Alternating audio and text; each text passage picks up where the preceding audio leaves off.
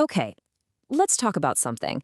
A question that, kind of sits in the back of all of our minds, but we're often way too afraid to actually say it out loud. I'm going to ask you something, and I want you to be honest with yourself. What if you never get rich? What if you're not the one who makes it big? You never get the mansion, the fancy car, the bank account with all the zeros?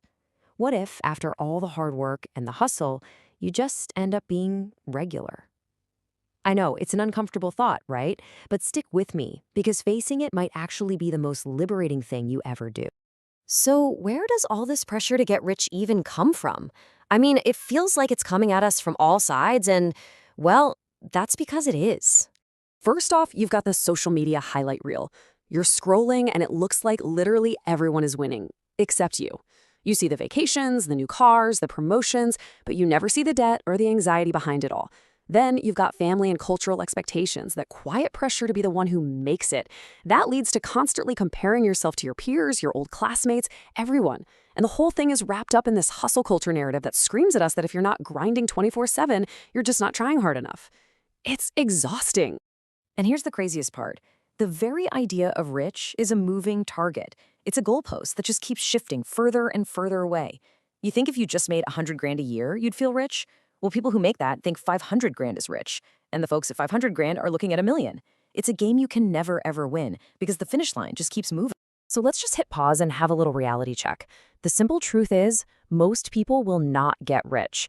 And that is not a personal failure. It's not because you're lazy or not smart enough. It's just math. The system is built this way. And you know what? Acknowledging that isn't giving up. It's giving yourself permission to stop playing a rigged game and start defining success on your own terms. Okay, so if the endless chase for more money is a trap, what's the alternative? What should we be aiming for instead? Well, maybe it's time for a whole new definition of wealth. And here's the big idea. True wealth, the stuff that really matters, isn't about what's in your bank account. It's a collection of things that money, frankly, has a really hard time buying. So let's break down what those things actually are. First up, and this is the big one, health. Just being able to wake up in the morning without being in pain, having the energy to go for a walk, play with your kids, and just enjoy being alive. I mean, think about it. People spend fortunes trying to buy this back once they've lost it. It's the foundation for everything else. Next, peace of mind. This is just being able to sleep soundly at night without a storm of stress and anxiety swirling in your head. You've got incredibly wealthy people paying thousands of dollars an hour just to get a little taste of this. It's absolutely priceless. Then there's time freedom. And let's be clear, this isn't about not working or being lazy, not at all. It's about having some control over your own schedule. It's about being able to be there for the moments that really truly matter. The school plays, the family dinners, the phone call from a friend who needs you. And of course, relationships. This one is huge. Having people in your life who genuinely love and care about you, not what you have or what you can do for them. Real friends who show up when things get tough, family you can count on. You just can't put a price tag on that. How about purpose?